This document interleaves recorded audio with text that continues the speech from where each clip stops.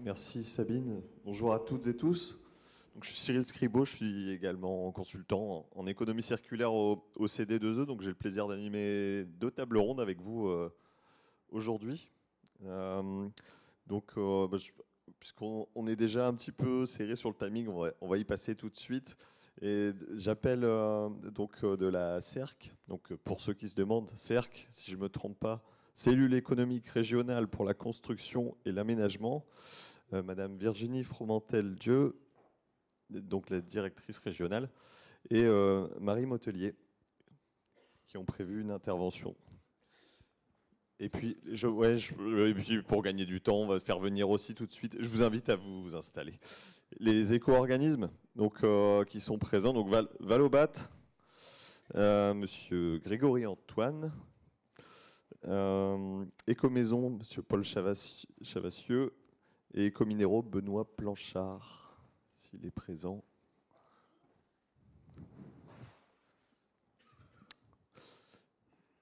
Bien, je vous. Donc cette table ronde sur les actualités autour de la REP, donc la responsabilité élargie des producteurs, autour des matériaux de construction. Quelle rétrospective à court terme, puisque ça s'est mis en place récemment, et puis et quelles actions pour les prochaines années. On a une présentation de la CERC, j'imagine, pour commencer.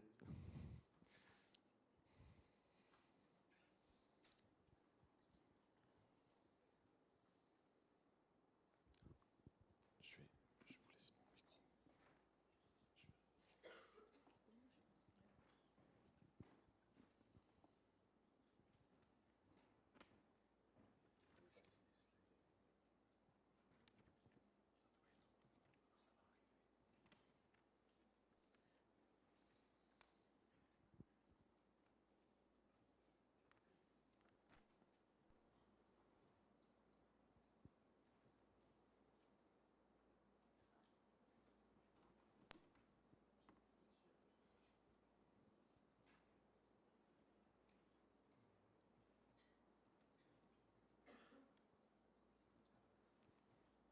Donc, bonjour, pour commencer avec la présentation de la CERC, on va vous présenter quelques grands chiffres sur les déchets du BTP et on enchaînera sur une partie sur la REP PMCB. Pour commencer sur les grands chiffres, on est sur des données 2021, donc une étude réalisée par la CERC en partenariat avec l'ADEME, la région et l'ODEMA, qui nous permet d'avoir une vision, dans un premier temps, du gisement des déchets et matériaux issus des chantiers du BTP.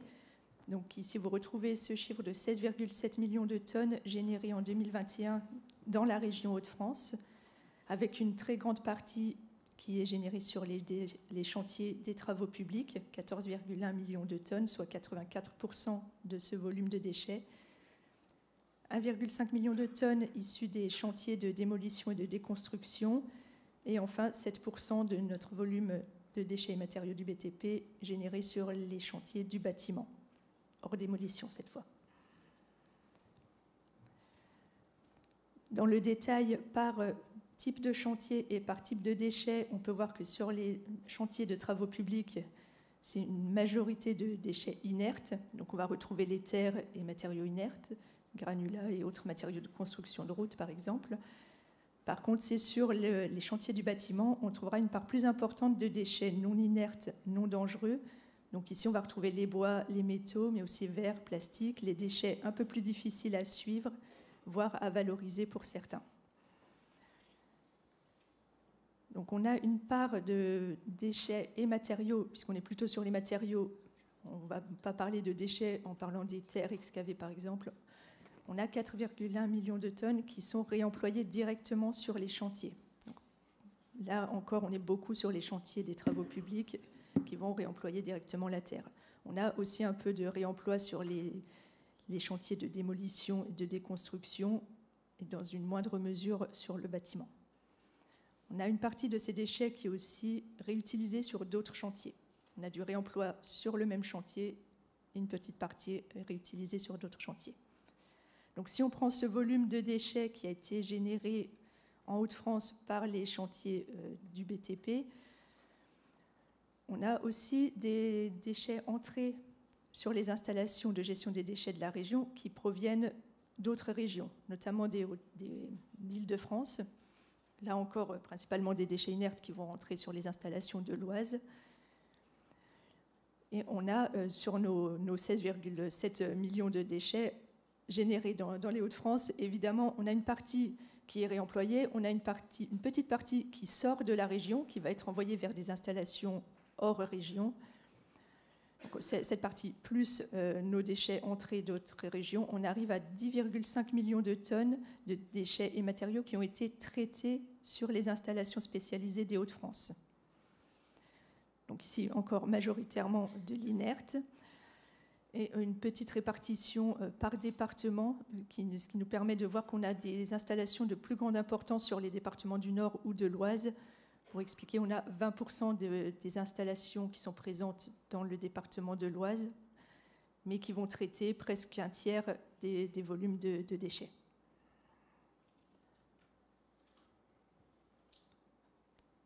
Tu peux passer au suivant.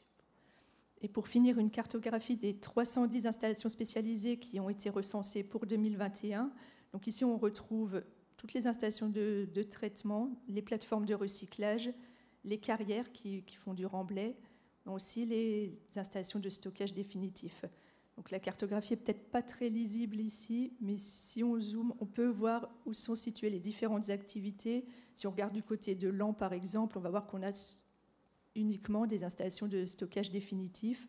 Tout ce qui est plateforme de recyclage va être un peu plus éloigné pour les entreprises, pour les plateformes de traitement. Ça sera un petit peu plus difficile pour la valorisation et le recyclage. Par contre, sur cette carte, sur ce recensement, on ne prenait pas en compte les déchetteries publiques et les distributeurs de matériaux qui font de la reprise de déchets et qui vont être très importants pour les entreprises de bâtiments. Et avec la mise en place de la REP PMCB, évidemment, on va suivre ces installations aussi.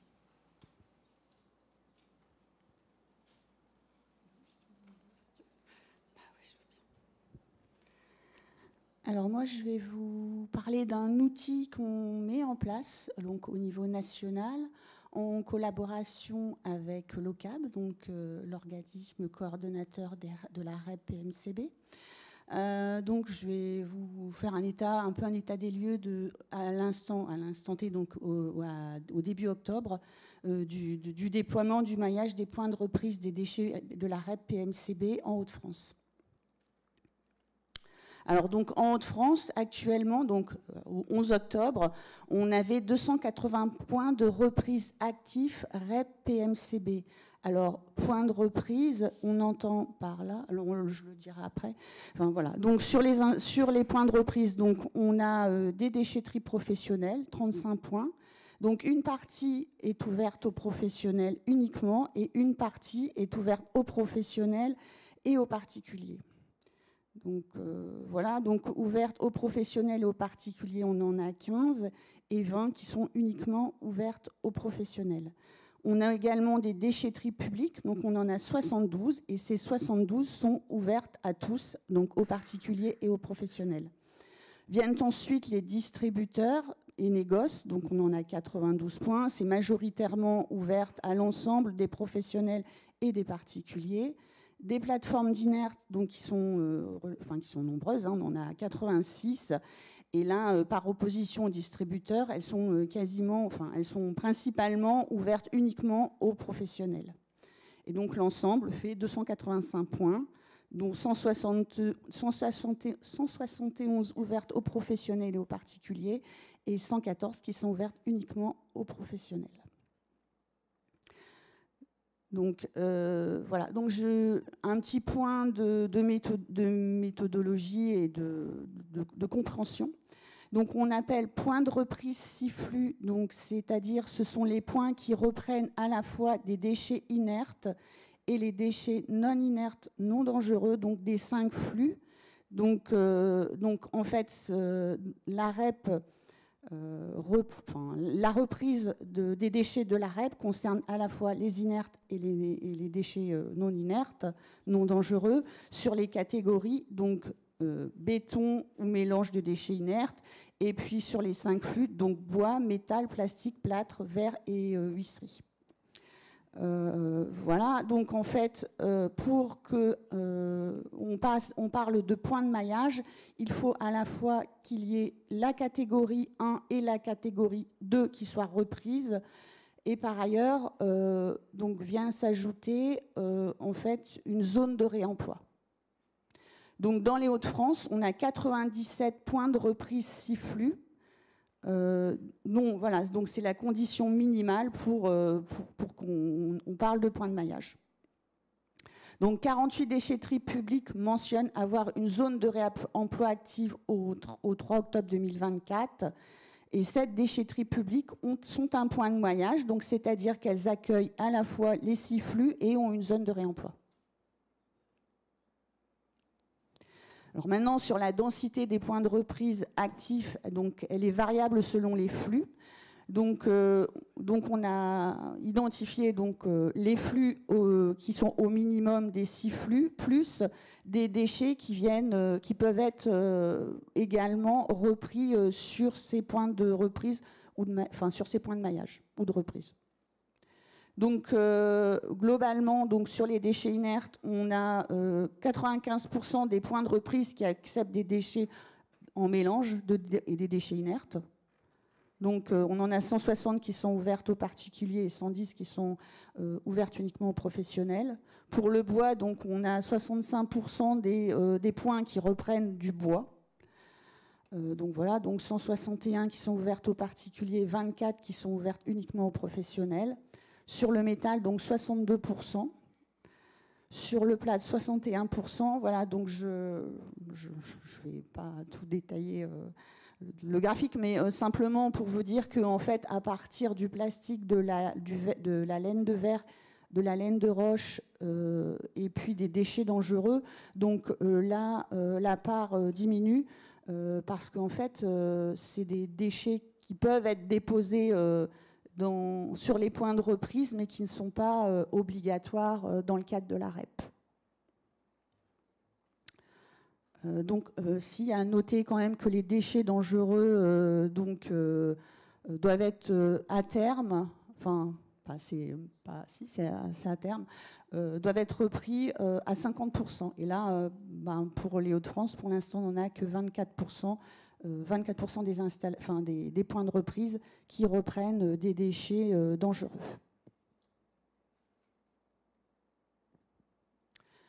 Alors donc, afin de présenter en fait la répartition à la fois des points de maillage, des points de reprise et les types de déchets qui sont repris sur ces points. Donc le réseau national des cellules économiques régionales est en train de mettre au point un outil interactif donc, qui permet en fait pour chaque région et pour chaque zone d'emploi de ces régions, puisqu'en fait le travail a été fait à la zone d'emploi pour avoir une précision par rapport aux ISO-distances qui conditionnent le maillage des points de reprise et des points de maillage. Donc des ISO-distances en fonction de l'activité du territoire en termes d'entreprise du bâtiment et en termes d'activité du bâtiment. Donc des points de maillage qui sont à ISO-distance entre 10 et 20 km, 10 km étant calculés pour les zones qui sont denses et 20 km pour les zones qui sont moins denses. Donc je vais vous présenter rapidement l'outil qu'on met en place.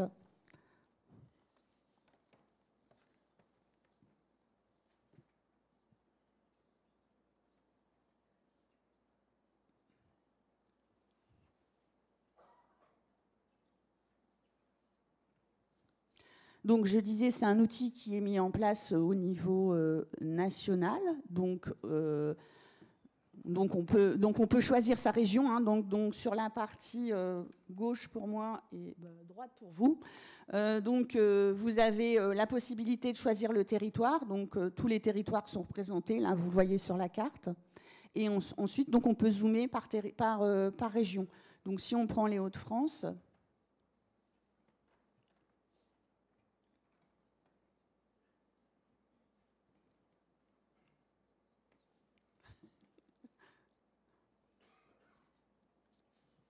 excusez.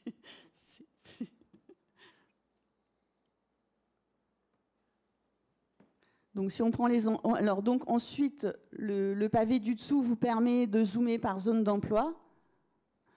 Et ensuite, la sélection peut se faire par type de flux, par type de déchets, par zone de réemploi si elle existe ou pas, et par type de points. Donc, c'est-à-dire si on sélectionne tous les points, ou alors on peut sélectionner que les déchetteries professionnelles, que les déchetteries publiques, que les distributeurs et négoces ou que les plateformes d'inertes.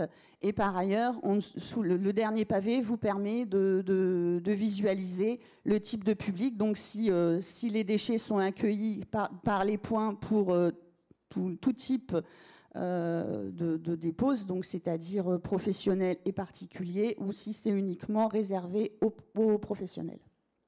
Donc voilà, donc là on zoome sur les Hauts-de-France.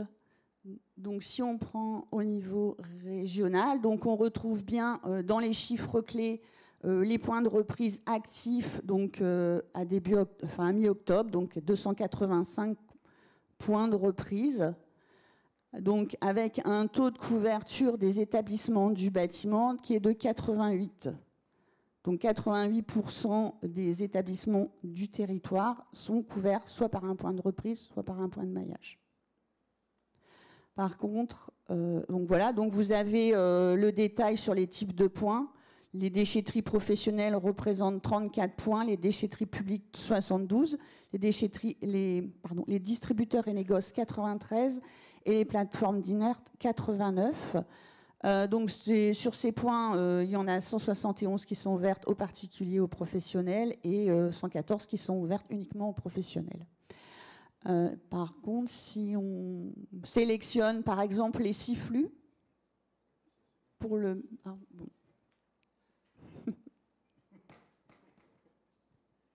5 minutes. Ah bon, voilà. Donc je vais vous présenter. Il reste 5 minutes ou c'est fini? Non, bon, je vais me dépêcher.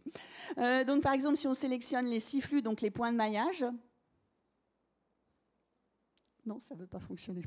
Donc, il est possible de sélectionner donc, selon la catégorie 1, la catégorie 2, 5 flux, et les 6 flux donc, qui composent catégorie 1 et catégorie 2. Donc, voilà, donc, si on sélectionne les 6 flux, donc, on voit la représentation sur la carte par zone d'emploi. Donc, voilà, donc cet outil n'est pas complètement achevé, hein, puisque en fait pour chaque zone d'emploi, un commentaire viendra préciser les éléments clés du territoire. Donc par ailleurs, on a une vue d'ensemble où on a toutes les zones d'emploi qui sont représentées avec le maillage, donc le type de maillage si c'est 10 km ou 20 km.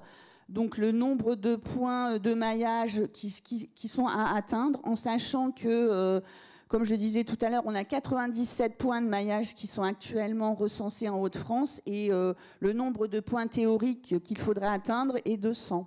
Donc on n'a pas encore atteint le nombre de points théoriques, mais on s'en rapproche. Par contre, si on regarde par territoire, on voit une certaine hétérogénéité selon les territoires, avec des territoires qui sont très bien couverts et d'autres qui le sont beaucoup moins, et dont des efforts de mise en place de nouveaux points sont nécessaires. Voilà. Je laisse la parole. Je ne veux pas monopoliser la parole. Merci beaucoup pour cette introduction, en tout cas à la REP et ce point sur où est-ce qu'on en est. On va aller un peu plus précisément du côté des éco-organismes et de leurs missions spécifiques. Je propose de commencer avec Valobat, avec M. Grégory Antoine, sur des actualités. Il y aura peut-être une parenthèse sur l'OCAB également qui est prévue. Donc la parole est à vous, le temps de vous lancer sur votre PowerPoint. Je peux chanter une chanson en attendant que ça arrive. Bonjour à toutes et à tous. Donc, je suis Grégory Antoine, je suis responsable régional Grand Est et Hauts-de-France chez Valobat. Alors, on a un petit stand aujourd'hui. Je suis accompagné de Marine Gibert, ici, qui lève la main, merci, qui est animatrice réemploi, hein, et qui pourra répondre à vos questions, prendre date avec vous sur ces sujets-là. Et puis Adrien Justnel, qui est juste à côté, qui est chef de projet. sur la partie région Hauts-de-France. Alors je vais prendre une casquette organisme coordonnateur pour commencer, puisqu'il y a quand même un certain nombre d'actualités au titre de la filière. Voilà. Alors rapidement, l'organisme coordonnateur agréé du bâtiment, quelque part c'est une obligation sur une filière REP à partir du moment où plusieurs éco-organismes sont agréés sur le même périmètre. Ils ont l'obligation de se regrouper au sein de ces structures qui est agréée, donc Equifeder, Écomaison, Écominéraux, Valdelia et Valobat. Alors petit rappel, il y a deux grandes catégories, ça a été présenté dans les propos introductifs, la catégorie 1 les inertes, la catégorie 2 les non inertes, donc Écominéraux représenté par Benoît, est agréé sur la catégorie 1 uniquement. Les deux éco-organismes historiques de la filière meuble, Écomaison et Valdelia, sur la catégorie 2. Et Valobat a cette spécificité qu'il est agréé sur l'ensemble du périmètre. Alors cette structure est agréée jusqu'à la fin de l'année et hérite de deux grandes missions principales, qui est d'une part assurer l'équilibrage de la filière entre, on va dire quelque part, les tonnes contributrices et les tonnes collectées, pour simplifier, et puis porter tout un tas de sujets d'intérêt collectif et commun à l'échelle de la filière, aboutir à ce qu'on appelle les standards de tri, puisque quel que soit l'éco-organisme vers lequel vous allez adresser des quantités, la consigne de tri est la même, de manière à donner de la lisibilité aux détenteurs de déchets. L'organisme coordonnateur et avec les régions travaillent sur cette question du maillage territorial en fonction des densités des zones d'emploi, tous les 10 ou 20 km. Alors, il y a un dispositif dédié, bien entendu, à la gestion des dépôts sauvages, alors, qui peuvent concerner aussi d'autres filières à responsabilité élargie du producteur, puisque dans mon dépôt sauvage, je peux aussi retrouver un frigo, des pots de peinture, par exemple. Élaborer le contrat type unique pour les collectivités, donc qui avait été paru lors de l'été dernier, l'été 2023. Process de contractualisation dans lequel les collectivités sont engagées, ce qui fait qu'un certain nombre sont déjà déployés de manière opérationnelle sur le territoire des Hauts-de-France, et puis porte un certain nombre d'études sur l'écomodulation, la reprise sur les chantiers, ainsi de suite. On va pouvoir en parler juste après, et puis bien entendu hérite d'une mission sur la thématique du réemploi, donc notamment sur l'évaluation du gisement réemployable, et puis sur les objectifs à atteindre. Alors cette année, l'année dernière aussi, s'est passé pas mal de choses, plusieurs arrêtés modificatifs, on en a déjà eu 3 en 1 an et demi d'opérationnalité, ce qui est quand même une première pour une filière REP. Donc un premier au mois de février qui actait le fait que le soutien au transport, donc entre le chantier jusqu'à la plateforme de massification qui avait été introduit dans le texte initial, a été décalé. Alors pour l'instant à 2025, ce qui a fait l'objet d'une étude, une expérimentation sur la prise en charge de ce transport depuis le chantier jusqu'à la plateforme de massification sur l'année 2024. 1000 chantiers devaient être adressés, 1000 chantiers pairs pour avoir un comparatif. Donc là, les conclusions de l'étude vont être remises maintenant très prochainement au pouvoir public qui vont pouvoir statuer.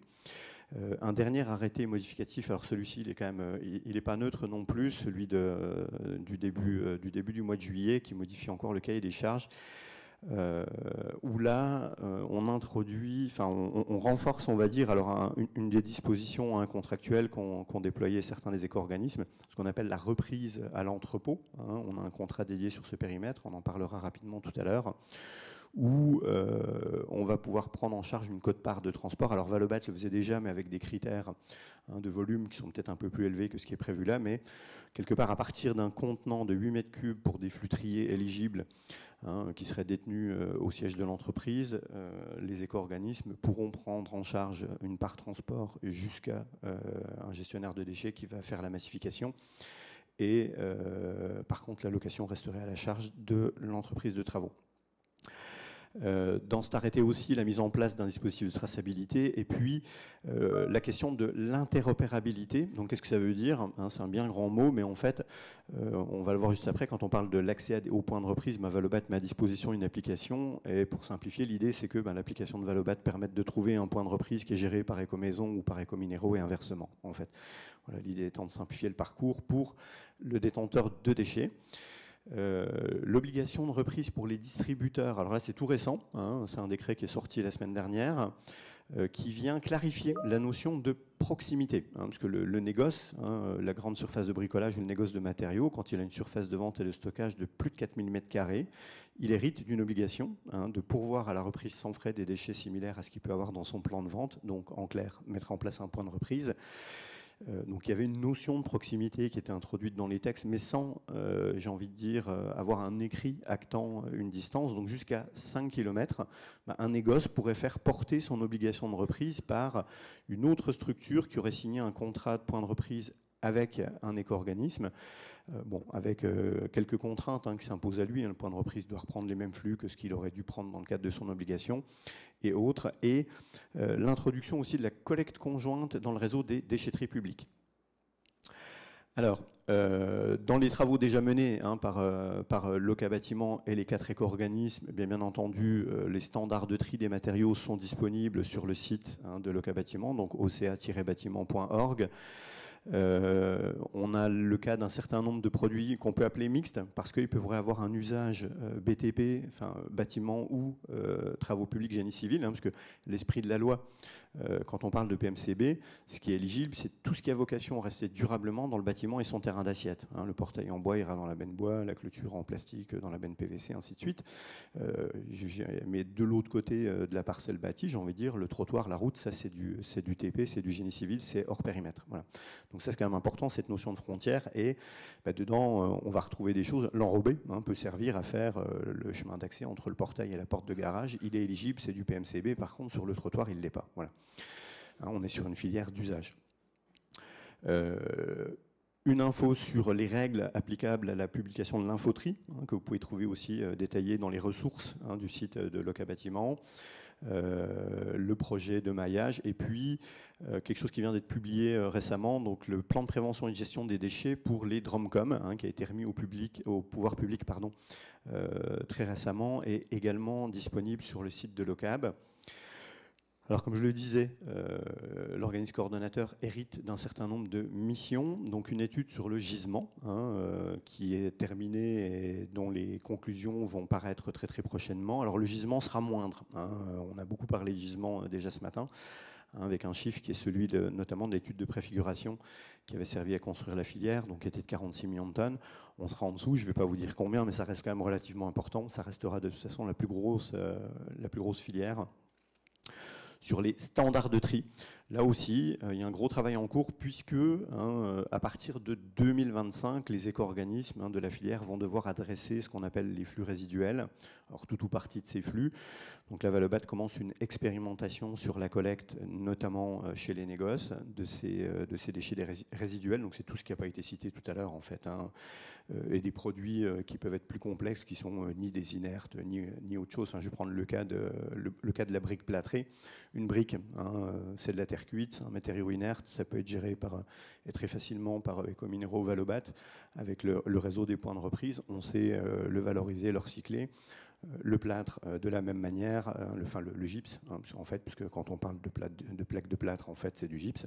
C'est un matériau qui se recycle très bien. Par contre, malheureusement, quand les deux sont collés l'un sur l'autre, c'est ni un inerte et c'est ni du plâtre. C'est un polluant dans la filière inerte, c'est un polluant dans la filière plâtre, ce qui est dommage, puisque quelque part, c'est quand même deux matériaux qu'on sait gérer séparément. Donc, on va les collecter ensemble et puis avec des partenaires industriels commencer à travailler sur qu'est-ce qu'on peut faire avec ces matériaux qui ont été complexifiés. Voilà. Étude sur le réemploi également qui est en cours, et notamment avec l'ADEME. Donc l'idée étant d'aboutir aussi à de nouveaux objectifs, peut-être de prioriser certaines familles de produits, de matériaux, parce qu'ils auraient un plus grand potentiel de réemployabilité que l'autre, ce qui permettra aussi éventuellement d'amorcer un peu la pompe et d'aider à structurer les acteurs, donner de la visibilité à l'offre afin que celui qui en demande le trouve aussi plus facilement. 2 études importantes sur les déchets dangereux. Donc pareil, une étude en cours avec l'ADEME et puis une autre qui est propre à Locab. Alors, je fais un tout petit aparté sur les déchets dangereux PMCB. Je vais vous donner un petit exemple concret. Le pot de peinture, qu'il soit phase aqueuse ou acrylique, jusqu'à 25 litres. Le législateur a considéré que c'est un déchet dangereux ménager, DDS ménager. C'est géré par un éco-organisme qui s'appelle EcoDDS. Et ça, c'est l'arrêté produit de 2012 qui a été modifié en 2020, qui définit cette notion de seuil, de volume du contenant. Et ma même peinture, quand elle est dans un pot de 30 litres, par exemple, elle devient un déchet de la filière PMCB. Donc ça éclate le gisement, ça complexifie la manière dont on peut organiser la collecte séparée, de manière à pouvoir traiter ça correctement. Donc on travaille conjointement avec EcoDDS pour proposer des solutions communes. Et puis enfin, bon, le déploiement national, hein, on en a parlé tout à l'heure. Donc là, vous avez une petite carto qui est relativement récente, qui date du mois de novembre, où on se rapproche des 6000 points de reprise, hein, tout cumulé, presque 500 déchetteries pro nationales, un peu plus de 1300 plateformes inertes, quasiment 2000 distributeurs et déchetteries publiques qui ont contractualisé. Alors, il ne me reste pas beaucoup de temps. Je vais vous présenter très rapidement. Alors, les présentations, vous les aurez de toute façon, donc vous retrouverez ces infos et les détails. Donc chez Valobat, on a 3 grands canaux de reprise, mais ce qui est une obligation pour les éco-organismes d'adresser ces différents types de points de reprise. Donc on va parler d'apport en point de reprise, en point d'apport volontaire. Il y a toute la partie reprise sur chantier et enfin le service de reprise en entrepôt, hein, dont les conditions vont être, on va dire, simplifiées et élargies à partir de 2025, hein, suite au dernier arrêté modificatif de la filière de juillet. Donc l'apport en point de reprise, qu'est-ce que c'est et comment ça fonctionne? C'est simple, hein, le détenteur a une obligation qui est de dire qui il est, d'où il vient, qu'est-ce qu'il amène et à peu près combien. Pour répondre à cette obligation, Valobat lui met à disposition une application, Valodépôt, hein, qui est disponible sur iOS ou Android, qui va permettre de dire, ben voilà, je suis telle entreprise, j'ai un chantier à tel endroit, j'ai besoin d'évacuer par exemple du bois et du plâtre. Et à partir de là, l'application va vous proposer les points de reprise les plus proches qui correspondent aux critères que vous avez sélectionnés, ce qui permet de gérer et de garder dans le temps toute cette obligation de traçabilité amont pour l'entreprise. Et enfin pouvoir rendre compte, j'ai envie de dire, à ses clients, aux entreprises de travaux, du devenir des quantités triées, hein, qui ont été gérées sur le chantier. Donc ça fonctionne plutôt bien. Et c'est le sujet, hein, de l'interopérabilité pour aller vers les points d'apport volontaire. Donc, dans ce réseau des points d'apport volontaire, c'est les déchetteries des collectivités qui éventuellement accepteraient les professionnels, les négoces distributeurs de matériaux, les déchetteries professionnelles et plateformes inertes. Je vous ai mis 2-3 petits chiffres, hein, le maillage en point de reprise et puis une courbe de progression de l'apparition de nouveaux points depuis le déploiement de la filière. Deuxième canal, hein, donc point d'apport volontaire, quand je fais un petit chantier, j'ai des petites quantités, je fais un gros chantier qui va nécessiter quelque part des moyens de transport industriel, j'ai besoin de bennes, de choses comme ça, donc là on a un autre dispositif qui existe où il suffit de faire une déclaration sur l'extranet de Valobat du chantier à intervenir, y associer le gestionnaire de déchets avec lequel vous avez l'habitude de travailler, qui normalement a fait l'effort de se référencer auprès de Valobat. Si vous ne le trouvez pas dans la liste, vous avez un petit champ, hein, pour indiquer l'adresse mail, ce qui va nous permettre de nous rapprocher de lui et faire en sorte qu'il signe le contrat gestionnaire de déchets et à partir de là, que vous puissiez continuer à travailler avec celui avec lequel vous avez vos habitudes. Et Valobat va prendre en charge à partir de la massification chez le gestionnaire de déchets, hein, tous les coûts et gérer la fin de vie. Donc là, reste à la charge de l'entreprise à l'heure actuelle l'allocation des contenants et le transport jusqu'au partenaire qui va faire la massification. Donc voilà, ça c'est ce que j'ai déjà dit. Vous verrez, vous retrouverez quelques petits chiffres, hein, qui sont relativement actualisés dans la présentation qui vous sera adressée. Et puis enfin, dernier canal de reprise, le service de reprise à l'entrepôt, où là on va directement pouvoir mettre des bennes au siège de l'entreprise parce qu'elle a fait le choix de ramener les déchets de chantier et les gérer chez elle. Et on peut intervenir complètement en opérationnel, hein, sur un certain nombre de flux, hein, donc le bois, le métal, la famille plastique rigide PVC, le plâtre, les menuiseries vitrées. Sous réserve d'atteindre des quantités minimales, Valobat peut prendre en charge et l'allocation et le transport et la fin de vie des déchets. Et on rajoutera aussi le flux des inertes, hein, début 2025. Hein, et puis en dessous de ces conditions de volume, dans le pire des cas, on vous ouvre la possibilité d'aller vider sur une plateforme de massification et à ce moment-là, Valobat prend au moins en charge le traitement. Je vais m'arrêter là parce que je vois que le compteur tourne. Merci. Et je passe la main et vous aurez accès à tout un tas de documents. Après, n'hésitez pas à venir nous retrouver au stand, hein, avec Adrien et Marine. Et on pourra répondre à l'ensemble de vos questions. Merci. J'ai rempli le contrat. Vous avez rempli le contrat, merci. On aura de toute façon un temps, on prendra un temps en fin de cette table ronde pour les questions. On va d'abord enchaîner les présentations les unes après les autres. En tout cas, merci aussi pour ces précisions autour de l'OCAB. Et puis je passe la parole maintenant à Paul Chavassieux pour l'éco-organisme Éco-Maison. Donc, si j'ai bien compris, autour des déchets plus mobiliers, les articles de jardin, et peut-être pas que. Alors, je vais surtout parler des déchets du bâtiment, mais effectivement, comme vous le dites, on est assez orienté sur le mobilier historiquement. Et donc, je vais vous présenter un petit peu Éco-Maison. Alors, il va y avoir quelques redites, puisque Éco-Maison a une activité qui est assez proche de celle de Valobat. Donc, je ne vais pas m'attarder sur certains points. Donc, simplement, voilà, effectivement, Éco-Maison, le seul éco-organisme pour toute la maison, est historiquement agréé sur la filière mobilier. Donc, on va avoir des adhérents comme But, Conforama, Ikea, donc des adhérents assez éloignés de la filière bâtiment. On va aussi avoir des filières de traitement pour la literie, les jouets, les articles de bricolage, jardinage. Donc, nous, notre périmètre d'intervention, c'est pas seulement les chantiers, c'est pas seulement les distributeurs, les grandes surfaces de bricolage, c'est aussi l'immobilier, c'est aussi Emmaüs sur les filières jouets, articles de bricolage, jardinage. Donc on a un périmètre qui est assez élargi et qui nous permet aussi d'avoir une certaine complémentarité dans nos services. Donc voilà en quelques chiffres, hein. Éco-Maison, c'est plus de 4000 points de collecte en France, c'est 12 000 adhérents. Donc pour information, l'adhérent, en fait, c'est l'entreprise qui va prélever l'éco-contribution au moment de la vente au consommateur final et qui ensuite va la reverser à l'éco-organisme. Donc nos adhérents, nous, ça va être Kingfisher, Leroy Merlin sur la partie PMCB et donc But, Conforama, Ikea sur la partie immobilier. On a un taux de valorisation qui est de 97%. Alors sur les 97% de valorisation, on est à peu près à 5% de réemploi, 46% de valorisation énergétique et 45% de recyclage. Alors ça c'est sur tous les périmètres, sur toutes les filières Éco-Maison, hein, incluant aussi évidemment le mobilier, les jouets, pas seulement le bâtiment. Voilà. Donc on a une offre qui est complète grâce à un partenariat avec Éco-Minéraux, puisque Éco-Maison n'est agréé que sur la catégorie 2 de la REP PMCB, donc catégorie 2 non inerte, non dangereux, donc ça va être le bois, le plastique, la ferraille.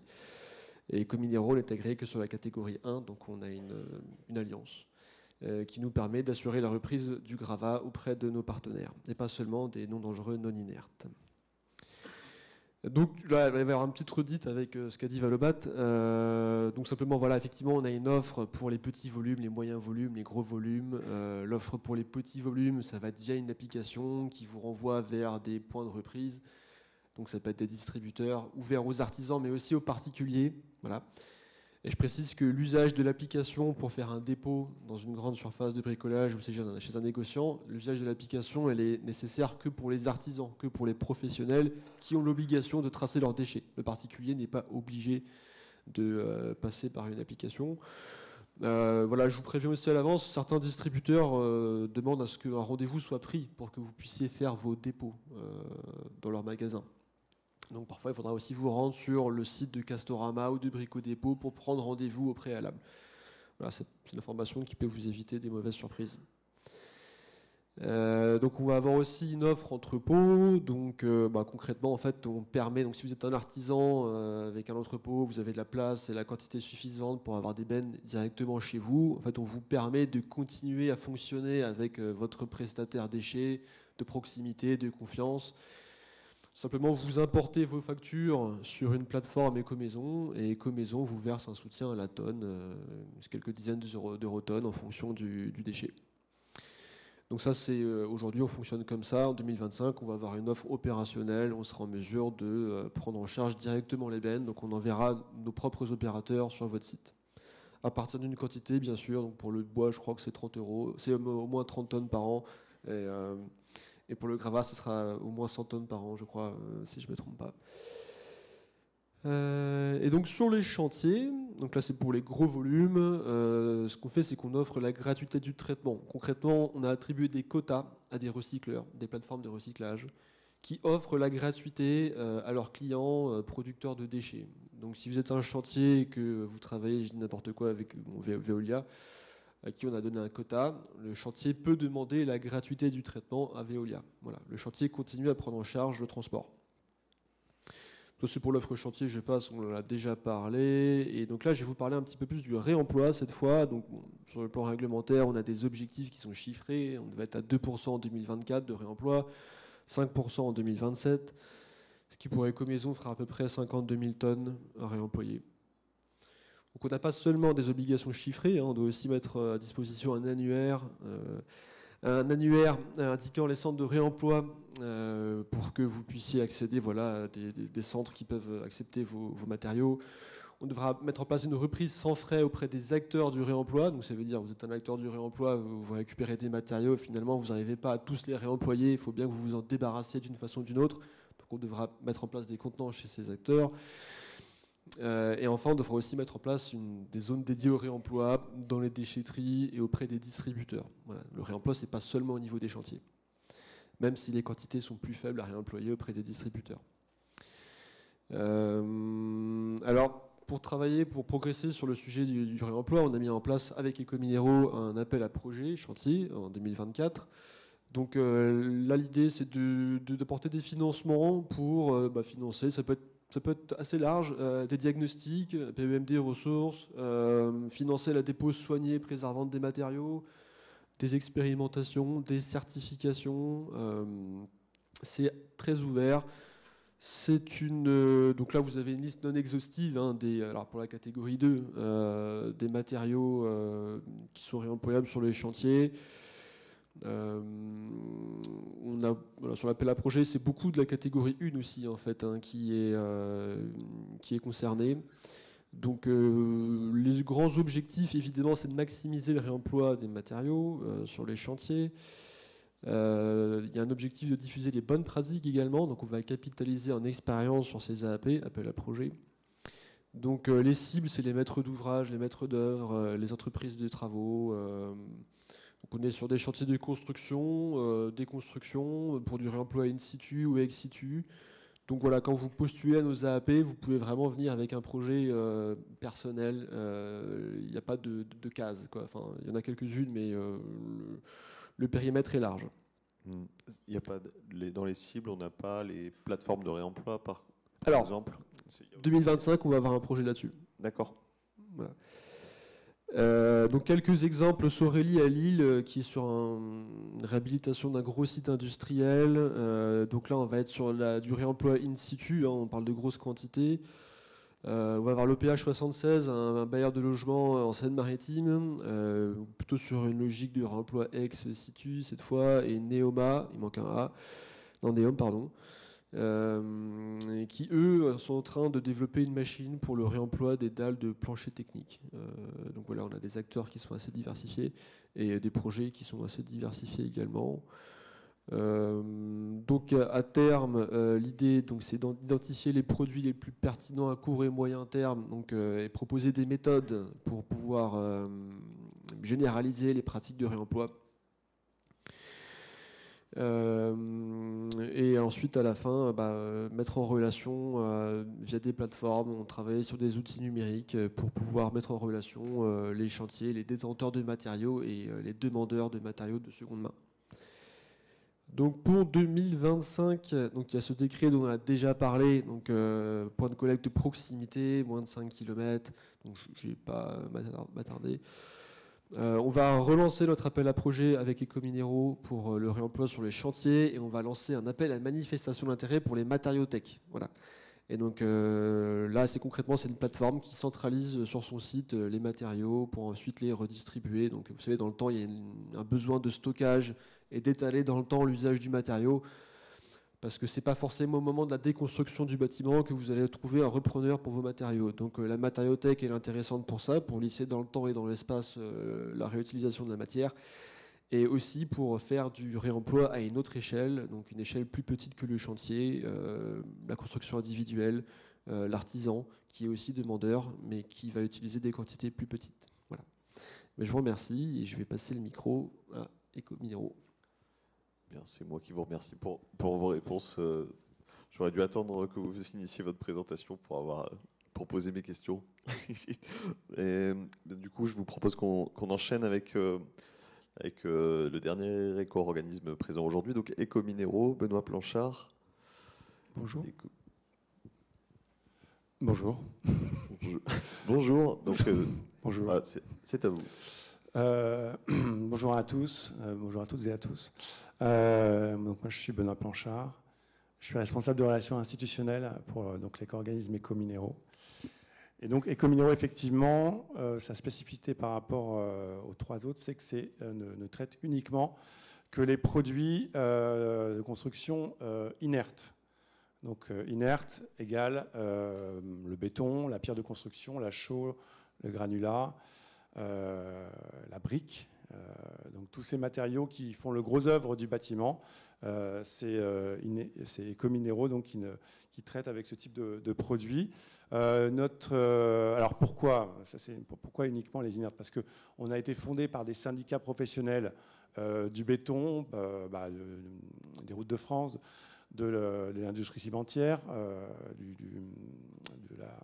béton prêt à l'emploi. Et du coup, on s'est dit, en tant que syndicat qui ont construit Ecominero, on va faire ce qu'on sait faire de mieux. Et donc, on dit OK pour la REP PMCB qui a été mise en place donc en 2020 dans la loi AGEC, mise en place en 2023. OK, on y va. Mais par contre, on ne va pas attaquer la catégorie non inerte numéro 2, mais on va faire une alliance, effectivement, avec Ecomaison et Val d'Elia. Donc, c'est pour ça qu'aujourd'hui, parmi nos actionnaires, on a certaines entreprises un peu assez célèbres, hein, comme Eiffage, Cemex, Lafarge. Ils sont sur la slide, hein, Vicat. On a aussi les briqueteries du Nord, hein, qui sont proches de Lille. On a visité notamment le site en avril dernier avec son président Gilles Bernard. Donc notre société, donc aujourd'hui, on a aujourd'hui plus de 35 actionnaires, une société à but non lucratif, hein, de fait, comme c'est un éco-organisme, on ne va pas faire de bénéfices. Et si on fait des bénéfices, c'est uniquement pour la valorisation de nos déchets. Une société à mission, avec des objectifs sociaux et environnementaux dans le cadre de la loi Pacte de 2018. Et aujourd'hui, si on doit vous transmettre quelques données chiffrées, pas énormément. Il y a 2900 entreprises qui ont contractualisé avec nous, c'est-à-dire des producteurs, des metteurs sur le marché qui produisent des matériaux de construction de béton notamment, de pierres de construction comme j'ai déjà dit. Ils sont 2900, soit un volume chiffré de 90% de matériaux inertes dans la construction de bâtiments. Et en termes de tonnage, parce qu'il y a ça aussi ça fait partie de nos missions, on doit donner un maximum de produits, de déchets du bâtiment, de ressources du bâtiment. On est aujourd'hui à plus de 10 millions de tonnes de déchets inertes, ce qui est plutôt une vraie satisfaction pour nous, alors que le gisement d'inerte, alors c'est vrai qu'il a été réévalué, je ne vais pas faire de teasing, mais il est effectivement largement en baisse par rapport aux 30 millions de tonnes de déchets qu'on avait entendus. Si je vais faire juste un petit indice, on pourra éventuellement le diviser par 2. Mais je ne veux pas vous donner le chiffre parce que voilà.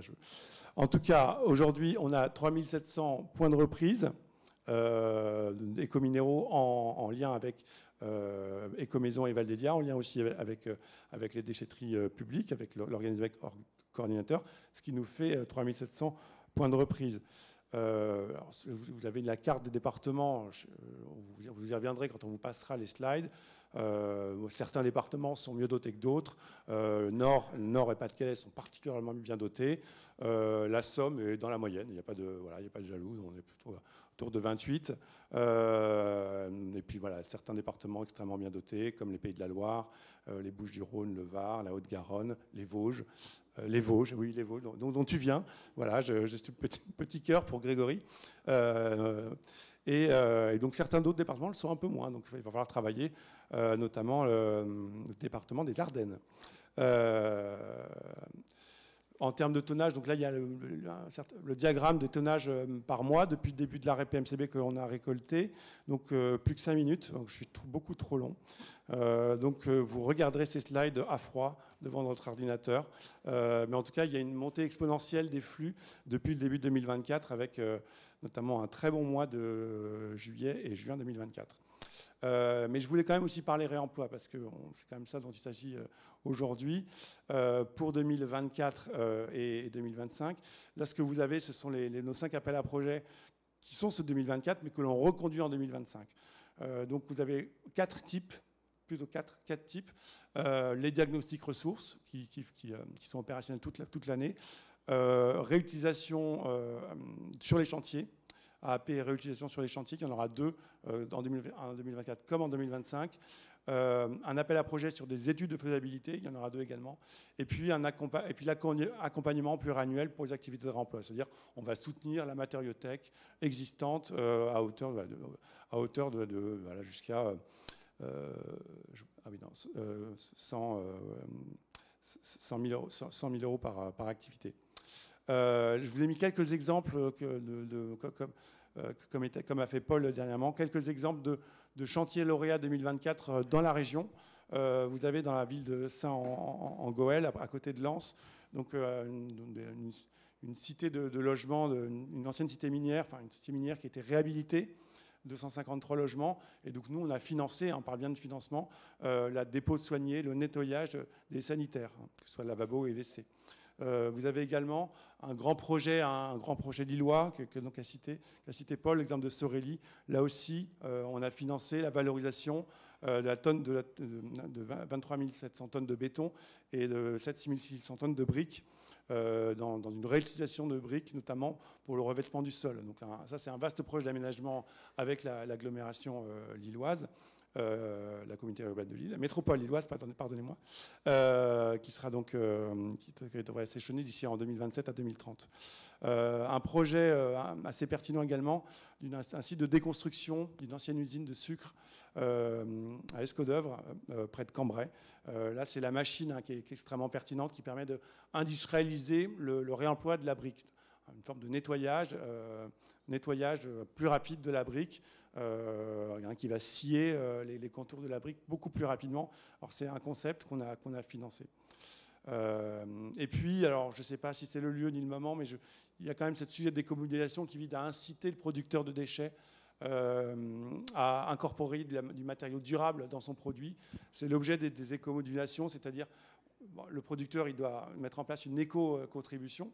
On va baisser l'éco-contribution, faire un bonus dès que le matériau en question intègre du matériau durable. Cette intégration de matériaux durables, c'est les 4 critères qui sont à droite: énergie de fabrication, réemployabilité, recyclabilité, incorporation de matières recyclées.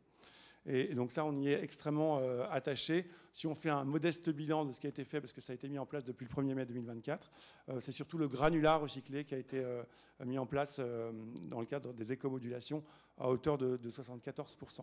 On va reconduire évidemment les écomodulations en 2025 pour essayer d'inciter encore plus, parce qu'aujourd'hui, on est à hauteur de 3% d'émissions de marché. C'est un premier pas qui vise à effectivement prendre de l'ampleur. Et puis, l'éco-conception des produits, c'est quelque chose qui est régi par l'ensemble des éco-organismes. C'est un outil réglementaire, donc on n'a pas inventé la poudre sur le sujet. Nous, on va être, en tant que facilitateur, créer des guides méthodologiques en direction des fédérations, des syndicats, des metteurs sur le marché, 1 minute pour établir des plans collectifs en tant que besoin. Et puis, un sujet qui, dans le cadre encore de la recherche-développement, mais qui est extrêmement précieux pour nous, c'est le recyclage du béton, y compris le recyclage du béton dans le béton. Parce que le recyclage, la valorisation des matériaux inertes, c'est pas que la sous-couche routière, c'est très bien la sous-couche routière, mais c'est pas que ça. Il faut aussi travailler d'autres formes de recyclage de matériaux inertes, notamment en direction du béton cellulaire, du béton biosourcé. Et ça demande du coup actuellement, puisqu'on est encore dans la recherche-développement, des associations avec des universités, avec des laboratoires de recherche. Mais donc c'est work in progress pour 2025 dans ce cadre-là. Et je crois que j'en ai fini. Bien, merci. D'autant que sur les matériaux, à destination des routes, la concurrence peut être rude. Donc autant s'orienter vers des matériaux à plus forte valeur ajoutée. Absolument. Bien, non, oui, effectivement. Et je ne sais pas si c'est dans le temps de décompter, mais comme je dis, les routes, c'est très bien. C'est vrai qu'aujourd'hui, en termes d'aménagement de routiers, il y en a encore beaucoup, l'aménagement, la restructuration des routes, les rocades, mais on doit aussi penser différemment en termes de valorisation des routes. Bien. Merci Benoît Planchard et merci pour ces exemples régionaux. On a reconnu certains de nos adhérents, dont Réampro, Néo-Éco, j'ai vu, qui sont en bas, qui ont un stand également et qui interviendront aussi dans la journée. C'est le moment des questions. Je vous propose qu'on prenne 5 minutes, qu'on aille très vite et puis qu'on... Est-ce que quelqu'un veut se lancer?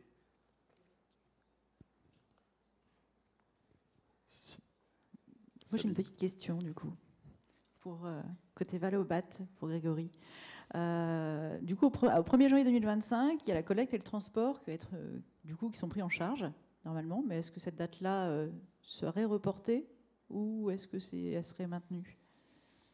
Justement, ce que j'ai dit à un moment, c'est qu'on rend seulement au pouvoir public l'étude qu'ils ont commandée aux différents éco-organismes. Tout le monde y a participé.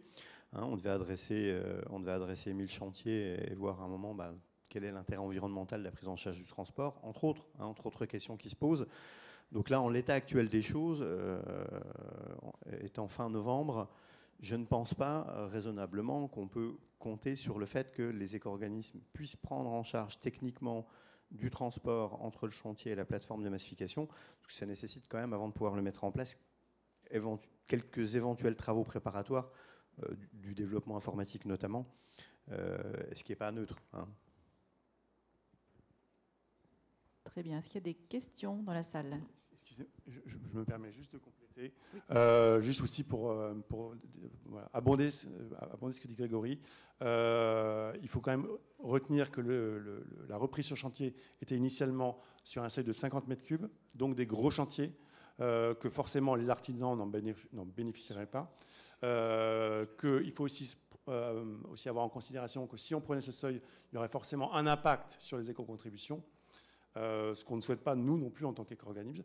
Et donc c'est vrai que ça nous pencherait plutôt, en tout cas nous, éco-organismes, à ce que ce soit reporté. Voilà. Très bien, c'est plutôt clair. Je vais recompléter du coup. Et par anticipation, j'ai envie de dire, le décret modificatif de début juillet, quand il intègre une prise en charge du transport, un renforcé, j'ai envie de dire, pour la reprise à l'entrepôt, j'ai envie de dire, les pouvoirs publics ont un peu anticipé de toute façon cette question de la difficulté de la prise en charge depuis le chantier jusqu'à la massification. Voilà. Ce qui répond aussi à un besoin pour beaucoup d'entreprises de plus petite taille.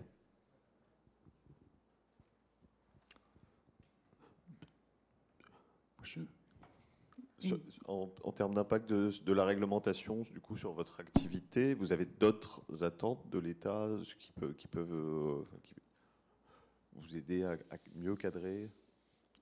Les discussions, elles se poursuivent, elles sont pas quotidiennes, mais depuis le début de la mise en place de la filière, que ce soit chacun des éco-organismes individuellement ou l'ensemble au titre de l'OCAB, on travaille en proximité avec le ministère et la DGPR depuis le début de toute façon, parce qu'on parle de la plus grosse filière, de la plus complexe, avec quelque part des contraintes de mise en œuvre très très très très rapides.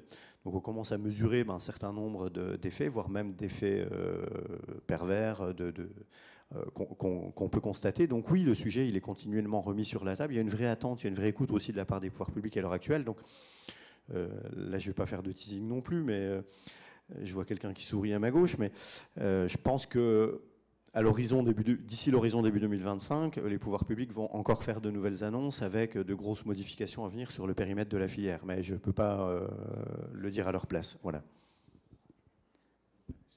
Oui, c'est beaucoup de complémentarité aujourd'hui. Non, effectivement, je poursuis. Moi, j'ai un mini portefeuille que j'ai aussi avec Jérôme Dassini ou Patricia Flambert. C'est sur le maillage territorial qu'on avait aussi avec Virginie de la Cerque. Et là, la DGPR nous attend au tournant régulièrement. On a tous les 3-4 mois où est-ce que vous en êtes, où est-ce qu'on en est de ces points de maillage. C'est qu'il faut que tous les 10 ou 20 km, l'artisan puisse déposer ses déchets à proximité. Et du coup, on fait régulièrement en région des points d'étape pour savoir où est-ce qu'on en est de ces points de maillage, ces fameux 6 flux, plus zones de réemploi et déchets dangereux dans 50% des cas.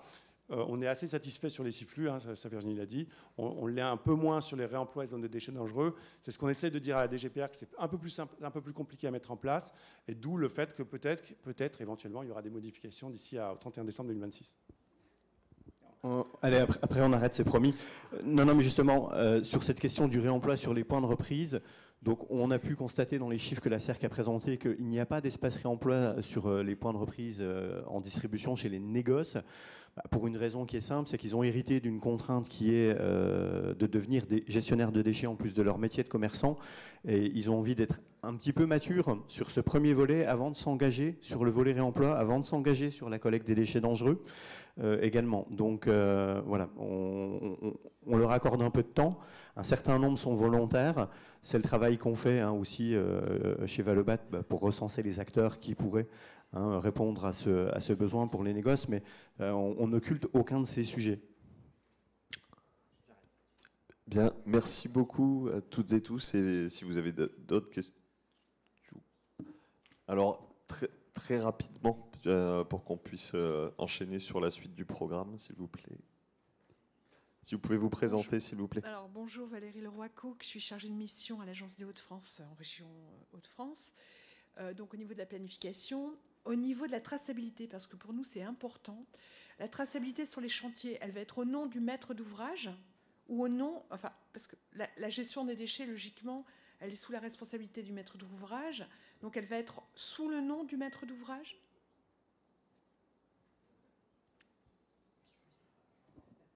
La responsabilité, elle incombe au producteur de déchets. Oui, mais après, normalement, sur un chantier, vous avez obligation.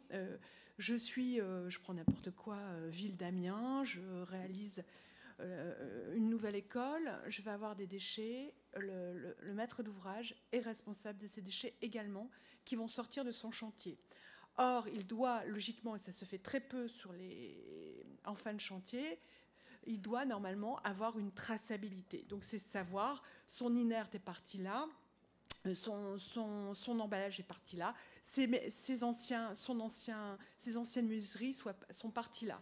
Oui. Et ça, ça serait bien qu'au niveau du contrat que vous réalisez, ça soit réalisé lors du DCE et avec peut-être le maître d'œuvre, pour que la traçabilité soit faite au niveau du maître d'ouvrage. Alors, dans le dispositif de déclaration de chantier qu'on va pouvoir nous étudier et valider pour assurer la prise en charge à l'échelle du chantier, on identifie et l'entreprise de travaux et la maîtrise d'ouvrage systématiquement. Donc j'ai envie de dire, et les deux auront accès à la data constituée sur le chantier. Donc il y a eu combien de mouvements, ça a été massifié où, et puis après de là, nous les sites, on sait quelle proportion on envoie vers telle ou telle filière de valorisation.